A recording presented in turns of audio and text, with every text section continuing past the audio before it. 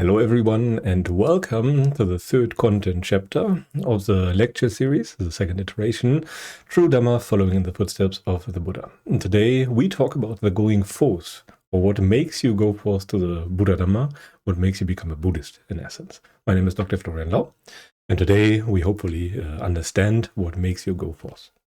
First, a short overview as always. First of all, I want to talk a bit about you, for a bit with you, about the function of suffering and the function of pain, the evolutionary function of pain. Then we have the third story time. Then we discuss the divine messenger event, which is very important for most practitioners. Without such an event, most practitioners are not sufficiently motivated to practice the Buddha Dhamma because it's very difficult, very against the grain of the world. Then we look a bit about at the Buddha's own history and talk about the Dhamma as your refuge. And in the end, we have a short summary. But as always, I want to start this lecture, as any lecture, with 5 minutes of restraint, with 5 minutes without any hindrances. The hindrances are the surface level kinds of craving and suffering that weaken wisdom, that make you look in a different direction, away from the Dhamma. The Dhamma is always there in the background, but you cannot see it because your own conduct, your own actions go against it. You distract yourself from the Dhamma, and this has to stop. If you don't stop that, those distracting thoughts and the distracting values in your mind, then you cannot understand the Dhamma. No matter how skilled the teacher is, even if the Buddha himself would be preaching to you, would be lecturing you, you would not understand it if you are still with hindrances. That would be impossible. So sit down for maybe 5 minutes. Longer would be better, but you can decide that on your own, and you can resume the video after a short break. Okay, I assume that you are now done. Now we can begin with the function of suffering that I want to talk about. First of all, I start with a short meme. This is not too relatable to me, but it was very relatable to other people. First, when people start out, they have all kinds of shiny and romantic ideas about spirituality, about yoga, about all the churches and the artifacts, the stupas, and whatever those things are called. But once you actually go to the bottom of it, you realize that spirituality is actually about something much more deeper, not about big statues, about chakras or whatever. It is about suffering. It's about suffering and how to escape suffering and nothing else. And if you are not prepared to face that void, so to speak, that you need to face to escape suffering once and for all, then it can really be seem like a dark path, even though it's a very bright one. There is a way out of suffering, which is a very good thing, very good news. But many people have trouble seeing that because they only see what they are losing in terms of sensuality and not what they are gaining in terms of liberation from suffering. But anyway, first of all, the problem is that people misunderstand the word suffering greatly. They actually have no idea what suffering actually is. Well, they have some idea and some concept in their mind what they think suffering is. But that is not matching what suffering actually is in their experience. It is not matching what the Buddha meant with suffering. And this is kind of the key point here. You have to align your view, your understanding of suffering, with the truth that is portrayed in the Four Noble Truths. When you do that, you're basically liberated from suffering because you have thoroughly understood it. The thorough understanding of the Four Noble Truths, the thorough understanding of how suffering comes to be, leads to the cessation of suffering, but it requires you to walk the path, the Noble Eightfold Path to the end of suffering. And to reveal suffering, to reveal craving, which is normally hidden from us because we usually make it go away immediately by giving in to our urges, by giving in to our cravings. To really see it, we have to reveal it through various different means of restraint. And we can do a short experiment. To really understand suffering, you have to deny your senses, their wishes, for a time and interrupt your routines. This is also a very important thing. Some cravings are not so gross level that it's definitely wanting sexuality, definitely wanting chocolate, definitely wanting to play video games. Some are more on the level of views. And there are yet other more subtle kinds of craving, like belonging to a nation, belonging to a group of people and such things. You really have to have that ripped apart from you or willingly distance you from that. And then you can see, oh, there really is craving. And this is how it feels. How does it feel? Is it nice to be apart from what you want? Or can it be excruciating, depending on the duration? Think about it for a moment. Maybe go through past experiences where you had to be separated from what you usually enjoy. And then really let it hit home. You have to really feel it. Because experience converges upon the point of feeling. if you do not feel it, if you do not experience it. Same for dependent origination, which we talk about later. It's not about an intellectual understanding. It's about experiencing dependent origination. If you don't do that, then it's no use. And yeah, the initial sense restraint, or the being apart from what we deem agreeable, being apart from what we crave, is accompanied by very bad mental feelings or suffering, and a lot of pressure or craving to fix those states. You no longer restrain your senses. The longer you restrain your senses, the stronger the pressure will become. And this should lead to a very vivid experience. You get an inkling, an intuition of what craving really is, and shows you that the only reason that we regard our desires as good is that we immediately act out of them to remove them. They oppress us. The pleasure of sensuality, or the big part of the pleasure of sensuality, is the removal of the pain of craving. It's the removal of that urge, plus minus a bit of agreeableness or disagreeableness that is natural to the situation. But the vast majority of it simply comes from removing the pain. You crave the peace, the no longer being pressured at the end of a craving. By giving in, you wish for the peace at the end. And this is the same peace that we aim for with the practice of Dhamma, but we are a bit more smarter about it. We try to cultivate that peace in a more long-lasting manner, and not in the very short time interval, the very brief period of peace at the end of craving. So this is not good enough. You need a more long-lasting, a more durable kind of peace, and a more durable kind of liberation. But yeah, so let's now talk a bit about pain. Pain, on a very fundamental level, can be a teaching mechanism. You can view it as an evolutionary mechanism that incentivizes us to avoid harmful situations. If something hurts, we will not go there again. If you get close to a wasp nest and get stung multiple times, then you will be very careful the next time you move close to wasps, as an example. And pleasure incentivizes us to seek out beneficial situations. So when you find tasty honey near bees and avoid getting stung, then you will go there again. It's simply a very basic incentives. Those can be instances of lust and hatred, so to speak.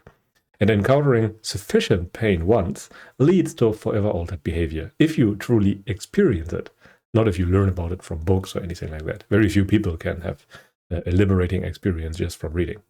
And in the end, even while reading, they would have go through the experience. The point is, you have to experience it. You have to live such experiences for those things to alter your behavior. It has to be an experience. It cannot just be reading or anything. And in that sense, pain teaches us. It is very deeply ingrained, and we can use that to our advantage. And it's more effective even than pleasure. Without pain, our species would not survive until this very day, because there would be nothing preventing us from just running over a cliff. Without anything that incentivizes us to avoid that, we would just do it. And pain is not suffering. Yet, suffering is also a kind of teacher. It's a very powerful kind of teacher. Pain is not suffering, but pain is usually accompanied by suffering. Pain is bodily and suffering is mental. You suffer with your mind, so to speak. And nothing really connects them, but that they happen at the same time. And thus we think that pain and suffering are more or less the same thing. But the Buddha called them two arrows that more or less strike you at the same time. But one of those arrows can be removed. The arrow of suffering can be removed. And whatever remains is just binary input, binary garbage. What is pain without suffering? What is pain without wanting to get rid of that pain? And suffering is a more refined incentive to avoid harm. You can say that it's more general, more abstract, on a higher level, so to speak. But suffering is still an incentive structure, so to speak. And thus we can use it as a teacher. Whenever we are still suffering, then we notice that we are doing something wrong. Then we notice that there is still clinging, that there must still be craving in our experience, and then we can look for it. And in that sense, it teaches us it can be a good hint that there's something missing.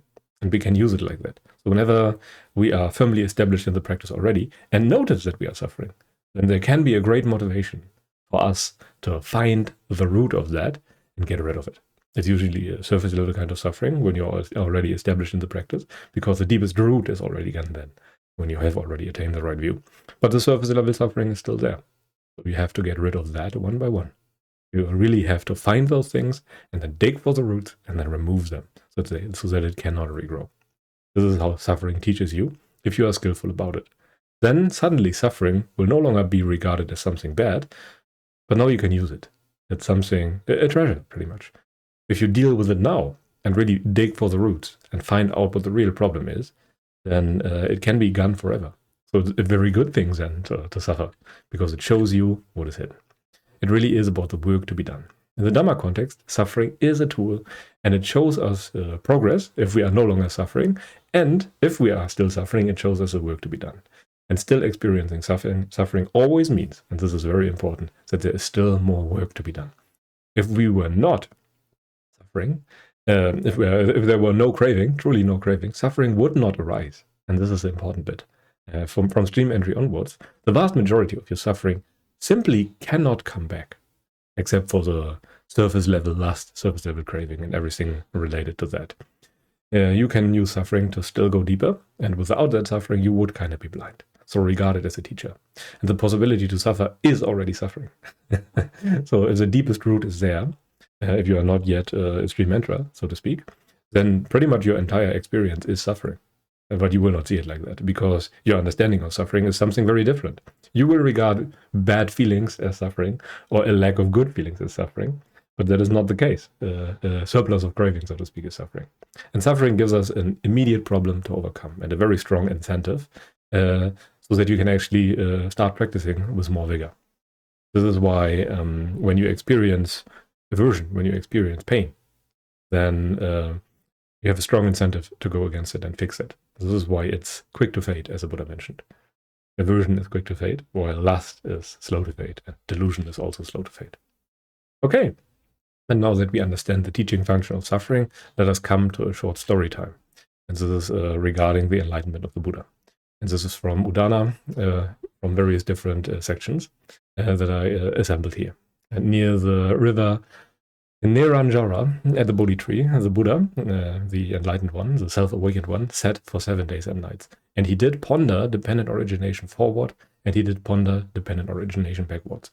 And you can think of that in terms of understanding how craving leads to suffering, and how the presence of suffering indicates that there must be craving. And he noticed that the entire world is obsessed by greed, hate, and delusion. That the entire world of experience of all people is poisoned by greed, hate, and delusion. He essentially structured his understanding for teaching it later on. There have been many Pacheka Buddhas, private Buddhas. But the Buddha, to be, decided that he wanted to teach. And he did formulate the one teaching that is special to the Buddhas. Namely, the teachings special to the Buddha that is dependent origination.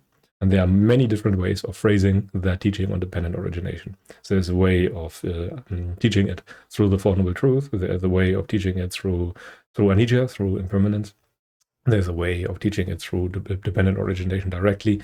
There's a way of teaching it through any type of the two pairs, through nutriments. And we will talk about that in various different ways later in chapter 6. And this is what he was doing under this very Bodhi tree. Then he went to a banyan tree, and he did enjoy the bliss of Nibbana, the bliss of burdenlessness, the bliss of lightness. What you experience, the relief, the greatest relief of them all, of truly having nothing to do, of truly having laid down the burden of karma. And then a Brahmin of the haughty kind questioned him, and he switched trees frequently for 49 days in total. And some merchant at the end offered him his first meal of rice cake and honey, and he became, or they, I think it was 2 people, became the first lay follower. And the Brahma Samapati urged the Buddha to teach. He showed himself to the Buddha as he noticed that the Buddha was inclining towards inactivity, because teaching can be a hassle. Even for an arahant, there can be disagreeable experiences. They are just not suffering from them. For an unenlightened person, or a person who is still in training, so they are not fully enlightened, Seka, the presence of certain kinds, or sometimes all disagreeable experiences, will also mean a certain degree of suffering. But this is not the case for the Buddha. He can still have disagreeable thoughts without suffering in the slightest. But after the urging of Brahma Samapati, he looked for his first disciples and found both his old teachers to be dead, because they had very little dust on their eyes. They were established in the 7th and the 8th jhana, and as such, they would have pretty much understood the Dhamma immediately. It would have taken a few words from the Buddha and they would be enlightened pretty much. But they sadly recently died, which was a great loss for them. They likely reappeared in one of the great heavens, where they would be free from suffering for hundreds of thousands of eons on end, maybe even.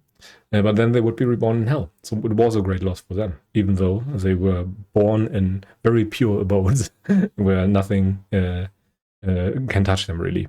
But the possibility for the future arising, for the rebirth of suffering, would still be there. And then he encountered, on his departure, he encountered the monk Upaka, who thought that the Buddha was too arrogant. Because in the beginning, the Buddha factually stated that he was the greatest teacher of them all, that he was the most enlightened of them all, and that he is his own teacher, as he was self-awakened.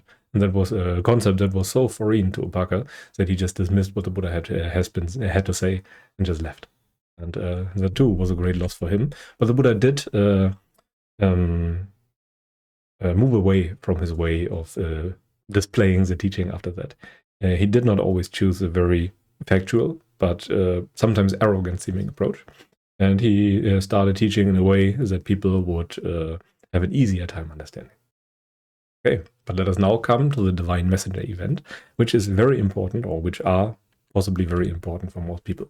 And there are some wise words on the grave that I want to use as a motivation. How terrible it is to love something that death can touch. How terrible it is to want something that you will inevitably lose.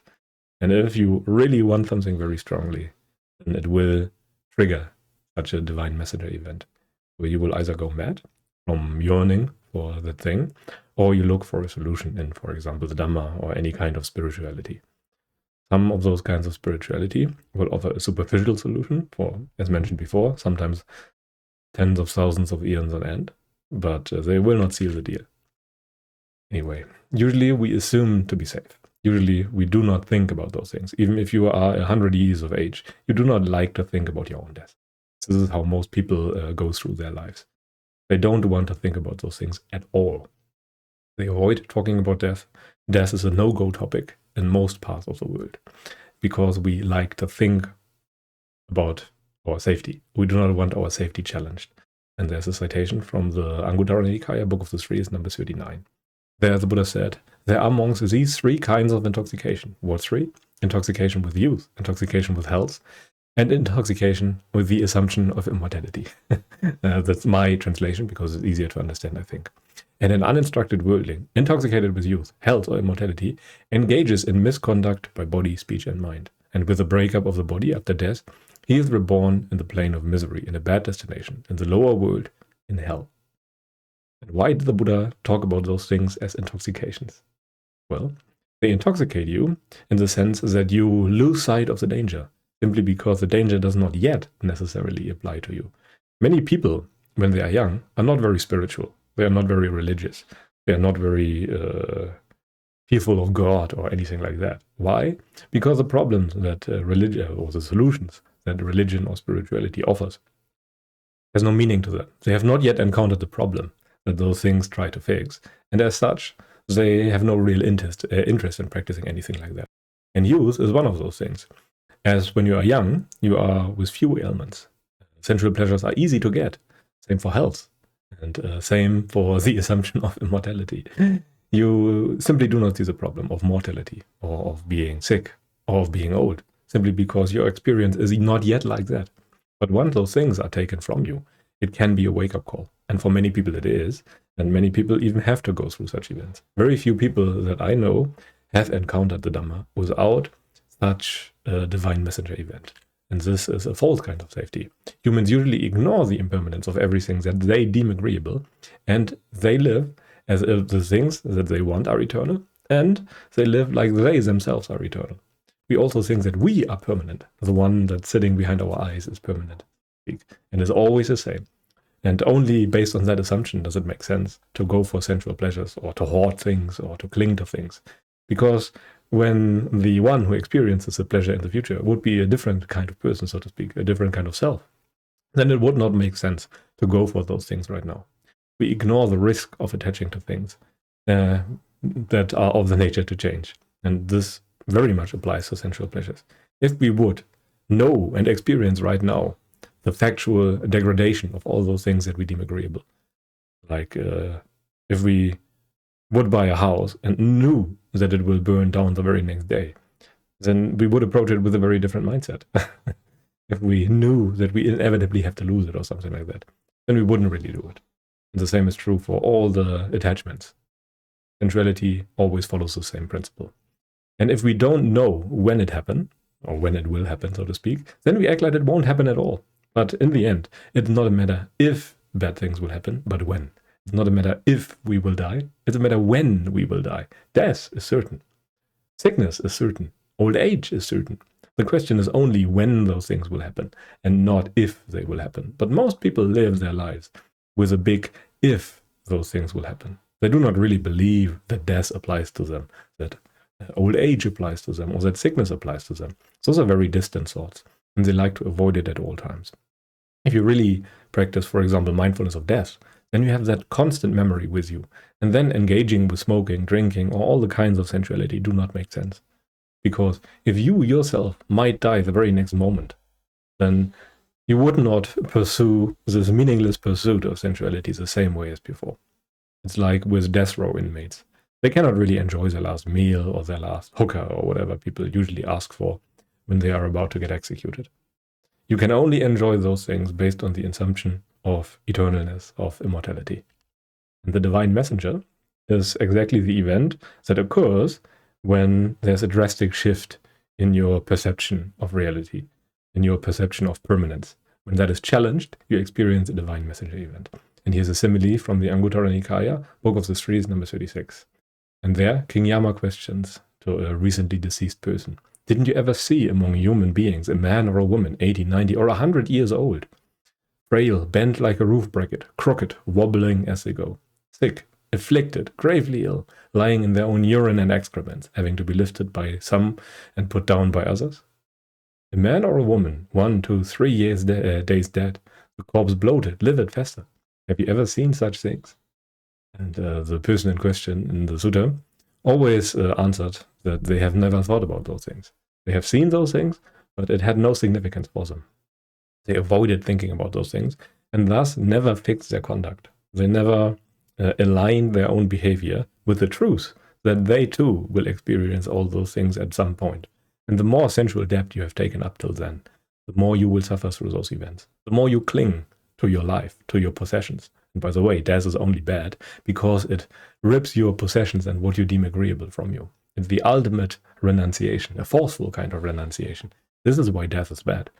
If you have nothing to lose when you die, then death is not really bad.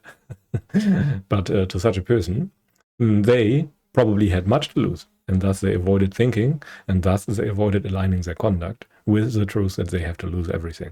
Thus they did not put down the burden. They did not put away their clingings. And as such, they experienced great suffering, and they will now very likely reappear in a plane of misery. And there are 4 kinds of losses that are mentioned in the Majjhima Nikaya, number 82, that usually lead to people going forth to the Dhamma.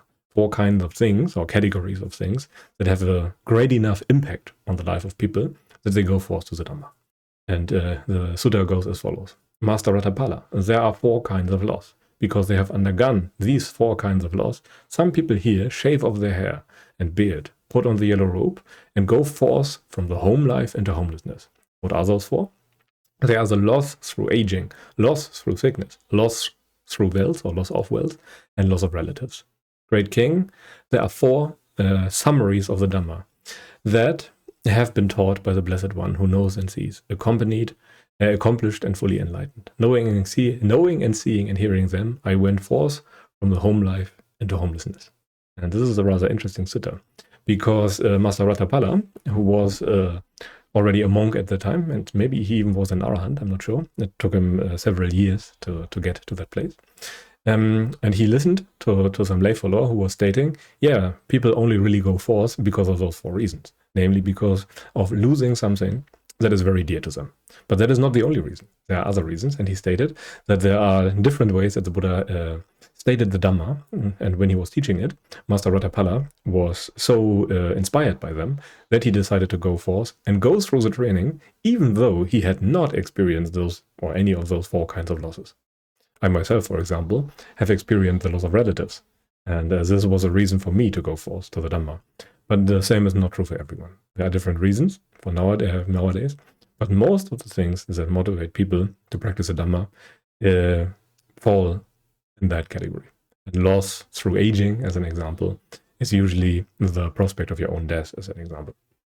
But anyway, let us continue. You kinda, when you go through such a situation, you are kinda robbed of your usual coping mechanisms. You can no longer hide the truth of impermanence from you. And as such, you are forced to encounter it, and you are forced to experience it. No amount of sensuality can cover up any of those 4 kinds of losses. It doesn't matter how much you drink or to forget or anything like that. The fact that your relatives will die will still remain. And the next morning you would have to start drinking again, only to forget again. But you cannot really forget because it's a truth. It's an internal truth even. People have to die. And the amount of drinking that you undergo or the amount of intoxicants that you take can never fix it. So picking up a spirituality usually requires trauma. The conventional copes have to fail, and it has to be suffering that is so great that every of those copes fails. And only then will spirituality become an agreeable option to follow. Because now you know that no amount of sensuality will fix anything. And it really is like being in the territory of an invisible predator. Your feelings can jump on you and make you suffer at any given time. They can strike at any time, and then your experience will be a bad one. This is not a situation that you want to be in.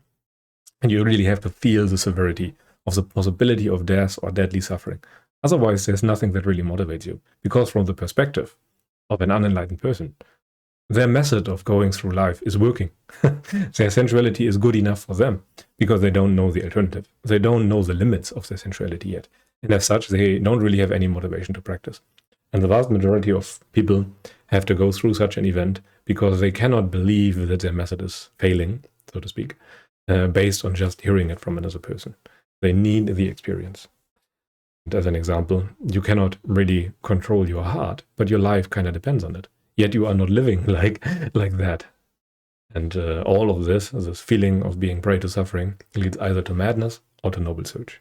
And for those people with good karma and with a good mentality, it usually leads to noble search. And if you are listening to such a lecture, it's very likely that you are on a noble search and not going mad right now. And from personal experience, like everyone else or most people, I needed a clear experience that suffering is inevitable and that sensuality is not working. And this built up through a lot of work stress and many family problems, as in my father was a heavy smoker. And at the time of my encountering of the Dhamma, he very likely already had lung cancer and a few brain tumors. And there was metastases spreading through his entire body. And in the end, he died from cancer, which tipped the scale for me. There was no amount of sensuality that could ever fix that. In the end, I went to hospital every single day, pretty much, to pretty much say goodbye. But it always was accompanied by great suffering when I went on the bus and I was driving there. And I was dreading the situation. And even when I was very young, my father was very old already. I think he created me, so to speak, when he was already 55 years of age or something like that. So he was very old already. And as such, he was always a living example of impermanence to me. So it was always very difficult for me to spend time with him because I was constantly reminded of impermanence, of the truth of impermanence. In hindsight, it was a great gift from him to me, so to speak, because it made me encounter the Dhamma at a rather early age. Most people require a much longer time. This is usually what the midlife crisis is, where people have to encounter the mortality of their own parents. And those are usually those people that are dear enough to people that they experience this grave kind of suffering that triggers a divine messenger event. And ultimately, I lost the previous value of sensuality. It got uprooted, and as such, my mind was ready to understand the Dhamma. And from then on, I made very quick progress. Why? Because I no longer looked away from the Dhamma. I no longer looked in the direction of sensuality the same way as I did before. And even the Buddha recommended contemplating death to prepare for the real deal in advance. Contemplation of death was the quickest way to liberation. And it does not have to be your own death. Every kind of death that you see externally reminds you of your own death anyway. So in a sense, when you see a dead person, like in the cemetery contemplations, you are kind of contemplating your own mortality, your own life fading away. And thus I started meditating like my life was depending on it. Like my hair was on fire as a matter of vital concern. And this kind of practice can lead you to the Dhamma in a very short time. It can take weeks, a few months, and then you attain the right view. Now to the Buddha's own history, because he had his own set of divine message events. And a short reminder The Buddha grew up in an extremely sheltered environment. Again, his enlightenment has been foretold by a fortune teller, so to speak. I have no better name for it. And as such, his parents tried to shelter him from the world around him so that he would become a wheel-turning monarch, a great king. But he rarely encountered bad feelings as such, and was pretty much surrounded by exclusively agreeable sense context and extremely agreeable experiences. And his parents made very sure that he had everything that he desired. They thought that he would be a king for sure if he saw how nice it was. Yet, the Buddha also experienced an immense shock and immense disenchantment upon seeing external suffering for the first time. Due to his very small frame of reference, due to him experiencing only good things, those not so frightening bad experiences that most of us encounter every single day, like seeing sick people, seeing dead people, seeing old people, those things left a very lasting impact on him. If you have no idea that such things exist, then it will shake you. He encountered age, sickness, and death. He went outside of the palace against the advice of the people around him, sneaked out and encountered an old person, was shocked and fled. He tried to avoid that. He was using sensuality as a cope at that time. Then he encountered a sick person because he got curious again. Again, he was shocked and fled. Then he encountered a dead person, shocked and fled. And then he sneaked out and encountered a peaceful ascetic. He acquired faith and renounced wealth, kingdom, and family. And he decided to find a way to overcome suffering for good. The most noble of goals. Because at that time, no one was teaching the Dhamma because no one has found it yet. There were great ascetics at that time who was teaching a way to avoid suffering for quite long times. There were, from today's perspective, holy people or saints. No, more holy people than saints. But even those people had only found heaven for a comparably short time of a few eons, maybe, if they were very advanced. If they were not so advanced, they found heaven for a very short time. And yeah, in the end, he decided to go forth, and here's an old age poem. Life's so short you will die before you turn 100. Even if you don't, old age will get you in the end. It's not optional. And what you cherish fades away. You grieve, but nothing's permanent. You know, owning things is meaningless, so don't get stuck in your comfortable house. Everything you think is yours stays here when you die. Be wise, devote yourself to truth. But forget about owning things. Forget about attachment. You dream and meet someone, and when you wake, they will be gone. When someone you love dies, it's just the same.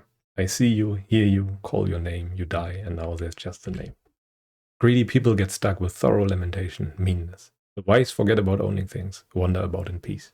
If you want to understand the way things are, don't put yourself forward. Live quietly. That's all you need. The wise depend on nothing, have no likes or dislikes. Lamentation and meanness run off them like water from a lotus leaf. Just as a drop of water slides off a red lotus flower, so a wise person is unblemished by anything she sees, hears, or thinks. When you are free, you don't cling to sights, sounds, thoughts. You neither like nor dislike anything. You want no other way. And then, based on all of this, we can take the Dhamma as our refuge, which is the very important topic of this entire chapter. And there are 4 kinds of excellent persons. And this is from Anguttara Nikaya, Book of the Fourth, number 113. So to monks, there are these 4 kinds of excellent, thoroughbred persons found existing in the world. What for? In such and such a village or town, some woman or man has fallen ill or died. He is stirred by this and acquires a sense of urgency. He himself sees a woman or a man who has fallen ill or died. Or a relative or family member of his has fallen ill or died. Or he himself is stricken by bodily feelings that are painful, racking, sharp, piercing, horrible, disagreeable, sapping one's vitality. Upon hearing any of those things, or experiencing any of those things, he is stirred and looks for a solution to that problem. Those are excellent kinds of people, the Buddha mentioned. People who are agitated, who are experiencing anxiety, who are seeing the impermanence of things, the impermanence of other people. And upon hearing this, by various means of interaction, they are shaken enough to go forth to look for a solution. Those are excellent kinds of people. The foremost of those kinds of people just hears, in a distant village, someone has died. And he is stirred sufficiently to go for the Dhamma, to go forth to the Dhamma by simply that. But most people need it a bit more immediate. Maybe he sees for himself a person who has fallen ill, who is maybe sitting in the street, suffering greatly. And yet other people need a relative or a family member who has fallen ill or died. This was my case. And then there are other people who have to experience this for themselves. And I guess this is the vast majority of people. They have to lose something that is so dear to them, namely their own health. And then they try looking for a solution when they have to. For example, when they are diagnosed with a cancer, they have no choice but to renounce everything in the world and to go for the Dhamma instead. Because they know for sure by now that their health is taken away from them. And this hits hard. And as a result, you go forth. And when someone acquired faith or confidence in the Buddha, one of two things could happen. Either such a person would become a monk and go forth from home life into homelessness, or if for whatever reason he cannot go forth, he would become a lay supporter, a lay follower. And this usually happened upon attaining the right view.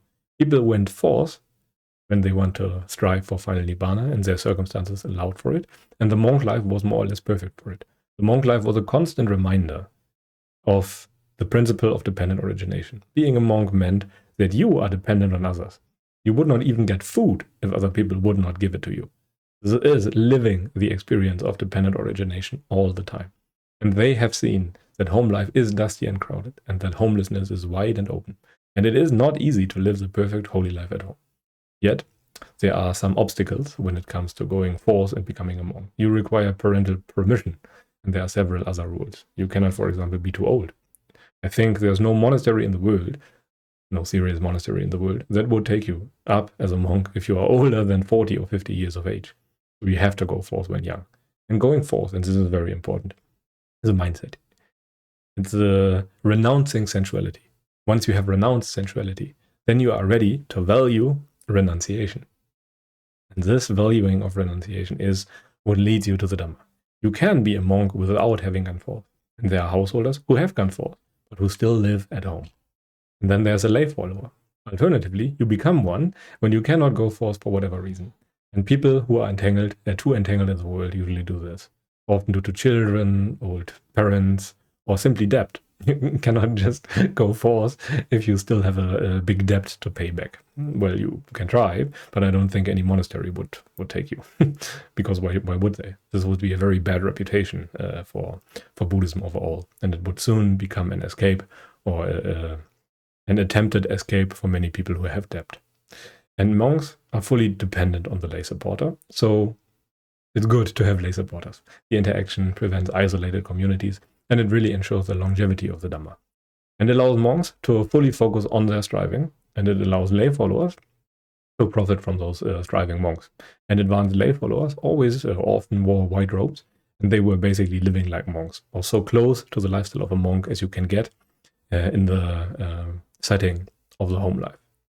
Those people were living up to the attainment of anakamihot. Likely also became arahant. But who knows? And Nibbana for householder, as I see it, is possible, but you cannot live like a householder. You have to have a lifestyle that is more akin to one of the stories from the suttas, where one of the past Buddhas was frequently visiting a home where some potter was living. And that potter was just creating pottery and positioning it outside of the house. And people who wanted pottery came by and gave him some money. This is more or less the lifestyle of a person who truly has gone forth and truly has renounced the world and made it up to anakamihot. It was exceptionally pure. And what usually happened when someone became a lay follower is as described as follows in many suttas really, but I just picked Majjhima Nikaya number 82. When this was said, the Brahmin Janusona said to the Blessed One, "Magnificent Master Gotama, magnificent Master Gotama. Master Gotama has made the Dhamma clear in many ways, as though he were turning upright what had been overthrown, revealing what was hidden, showing the way to one who was lost, holding up a lamp in the dark, for those with eyesight to see forms. I go to Master Gotama for refuge and to the Dhamma, and to the Sangha of Bhikkhus. From today, let Master Gotama remember me as a lay follower who has gone to him for refuge for life." And as you can see, the Buddha left a really lasting impression on this Brahmin Janusoni that the Buddha encountered quite often in the suttas. It took the Buddha quite a while to convince Master the Brahmin Janusoni of the Dhamma. But as you can see, the Buddha made the Dhamma clear in many ways. The Buddha did not teach him, jhanas or anything like that. They have shown him the Dhamma. And seeing the Dhamma for the first time really is like turning something upright that has been overthrown. Your entire experience was upside down, and the Buddha turned it upright. There was something hidden that was always available, ready to be discerned, but you have not seen it. It's like being lost and then finding the way. It's like being in the darkness and then finding your way to the light. This is the experience of going forth to the Dhamma, or experiencing the Dhamma, of seeing the Dhamma, of your Dhamma eye opening, so to speak. The experience of stream entry, as it's explained in the suttas sometimes. There are other experiences where other descriptions where they talk about the fruit of stream entry, where you first attain the full fruit, so to speak. And those are usually explained as the seeing that everything that is subject to arising or has a nature of arising is also of the nature of changing. Spotless vision of the Dhamma, so to speak. But this exclamation that happens quite often, like possibly hundreds if not thousands of times, is still, as I see it, the attainment of the right view. Otherwise, there would be no real reason to mention it in the suttas. And the suttas conserve. They keep the Dhamma alive. they have written down the Dhamma, the teachings on dependent origination, where the Vinaya, the code of conduct for monks and nuns, has written down everything that is related to virtue and rules and all those things that are dedicated to the preparatory work for attaining the Dhamma. And the qualities of one who can force are also very important. They have confidence in the Buddha and Dhamma. They have the knowledge of a stream enterer. This is usually when people have gone forth. Their Dhamma eye has opened. They have attained the right view. Now they see in a right manner, and thus they go forth. They go forth based on confidence, based on confirmed faith, and they need self-honesty and have to be easy to correct. They have to be pure by heart. When someone tells you that your conduct is wrong, you do not seek fault in them. You accept it and change your behavior accordingly, if you know that it comes from a person who knows already for themselves. And they need strength of will and a firm determination. They can be neither depressed or exalted. They need a balanced mind, fit to win the battle. You have to be very equanimous already, not culminating equanimity kind of the fourth jhana, but you have to be pretty stable of mind. If you are very depressed, you will not look for a solution. If you are overly enjoying yourself, or manic even, then you will also not look for a solution. You really have to be rather rational about it. And once you have gone forth to the Dhamma, there are 10 things that such a person should reflect on quite often. The first thing is, I have become casteless. I no longer have any reputation. I no longer have any social class. I no longer have any title or job or anything like that. All those things that previously mattered to me should no longer matter to me right now. My life is dependent on others. I am a living example of dependent origination. I cannot even live if others do not choose to give me food. My behavior should be different from that of householders. I should live renunciation and not a life of sensuality. Can I fault myself with regard to my virtue? Is there anything that I'm doing that invokes a sense of shame, that I'm fearful of telling others? Then I should make a determination to fix those things. Can my knowledgeable fellows in the holy life, on close examination, hold me with my regard to virtue? Because we are hiding our weaknesses from ourselves, because it is unpleasant to even think about it. So we sometimes need other people to nudge us in the right direction. I will grow different, separate from all that is dear and appealing to me. All those things will change. Why cling to them? This can really be a motivation, and this can be enough for some people. I am the owner of my actions, heir to my actions, born of my actions, related through my actions, and have my actions as my arbitrator. Whatever I do for good or evil, to that I will fall heir. Whatever I do matters. My actions do matter, and I should be very careful what I do. I have to fix my conduct of body, speech, and mind. This is again part of virtue. What am I becoming as the days and night flies by? Is my direction a good one? Am I moving toward Nibbana, or am I moving away from Nibbana? Am I moving in the direction of renunciation, or am I moving in the direction of sensuality? You have to reflect on that very honestly, because if you are lacking honesty, then you will always tell yourself the story, yeah, I'm moving in the right direction, while in reality you are very likely not.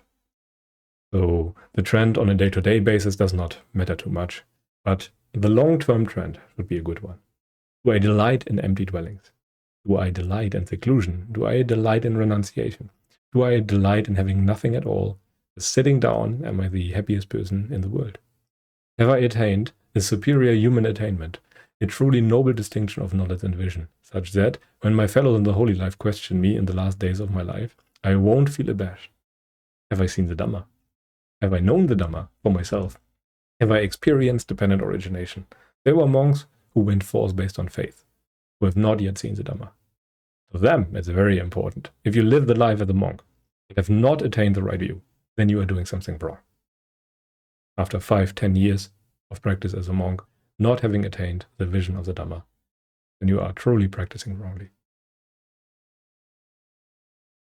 Anyway, and this is the situation of many modern monastics. Modern monastics are often, at least, some do very much, often not living the ideal of the lifestyle of monkhood that leads you to the Dhamma. Living in robes does not make you a saint. Your intentions being pure, your purified virtue, that makes you a saint. You can be a monastic for career purposes, you can be a monastic as a job, you can be a monastic to marry people in certain countries, you can become a monk to calm your mother's worries that you go to hell. You can become a monk as a vacation or simply to go to heaven. And there are many other bad reasons, but there are also good ones. And even those who try are often not even stream enterers. And Ajahn Chah said at some point, if you've been a monk for 5 years and are still not a stream enterer, then you are wasting your time. And you could as well go back to the home life, because if you live under optimal conditions and still do not attain the vision of the Dhamma, then something is really wrong with your approach. And many monks are often simply trying to keep their tradition alive and not the Dhamma. And teachers like Ajahn Chah even said that the teachings, the Dhamma, are very corrupt in many places in their countries. So you have to be very careful. And he also said that if a monastery has only 3 serious practitioners, 3 serious monks of the right view, then it flourishes. If there's a place with more than that, more people of right view, then it is a splendid place that you should frequently go to and ask questions to those people. And the Buddha frequently warned that there are many frauds wearing the ochre robes. So really look at the conduct of people. Really look and observe them for a long time if you want to make sure that a teacher is good for you. You cannot simply ask them questions and expect them to tell you the truth. This is not how your own doubts will vanish. You have to just look at their conduct and see if their behavior is in line with what they are preaching. And then compare whatever they do or say with the suttas and the monastic code. And then you can decide if the teacher is likely good for you or not. Anyway, let us now come to the summary of today's chapter. What are the most important points of chapter 3? First, the function of suffering is to show us where we still lack virtue, why we still have work to do. And this is very important. Virtue has the purpose of removing suffering from our experience. The Dhamma does not have that purpose. The purpose of the Dhamma is to ensure that suffering cannot come back. But for suffering to not come back, it obviously has to not be there in the first place. And serious practice requires a strong experience of suffering and its inevitability and the uselessness of sensuality for the vast majority of people. But the most people I would expect who listen to such a lecture already had such an experience. Otherwise, there's no real reason to listen to it. And people usually start spirituality due to loss of wealth, health, property, or relatives, or encountering any of those things themselves. This is a divine messenger event. And a noble disciple possesses confidence, wisdom, self-honesty, strength of will, has faith, and is neither too depressed or too elated. And oftentimes, modern traditions follow very different goals. They are not valuing renunciation. Their teachings oftentimes do not even mention craving and the importance of it. The Four Noble Truths are more of a side quest, and they have put their emphasis on very different suttas that often do not really mention any of that. They strive for jhana without giving virtue even the second thought. And this kind of striving can never work. The training starts when sensuality is seen through. The path starts when the Dhamma has been seen. The right view is the first part of the noble path, and it culminates in Samma Samadhi, in right jhana, or any of the other types of samadhi. Keep that in mind for the later chapters. And next time we will talk about the mundane right view. Today we have another meditation of the day, which is a body scan meditation. But again, keep in mind, please, that those are transitionary tools for people who come from modern traditions and want to align their practice more with what the Buddha was actually teaching. These body scan kinds of meditations can teach you to learn your experience within a body better. 1 or 2 body scans over time can be a very good tool to just learn to experience the body in a different way, because usually we ignore it. And those things can be beneficial. They can help you broaden your awareness overall, but it should not be something that you do method-like for all eternity. It should be something that you do once, twice overall, and not something that you should do to gain pleasure or anything. If you do any kind of meditation to gain pleasure, then you are doing it wrongly. Anyway, if you have any questions, please put them down in the comments below. In the future, Saif and I might answer, so if you have not asked them before. And apart from that, here are a few links and contacts that you can follow. If you want to write me, feel free to do so. If you want to join the Dhamma Hub Discord to ask questions to like-minded people, feel free to do so. If you want to find my ebook, this is pretty much a different version of the content that I display here in the lecture. You can also scan one of the links, or it's probably also linked in some of the descriptions or the channel banner on YouTube.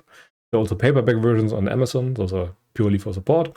And if you feel inspired by what I do here or anything like that and want to support me teaching in the future, you can do so on Patreon. But anyway, this should be enough for today. If you enjoy what I do, feel free to like, subscribe to the YouTube stuff. But until then, or until next time,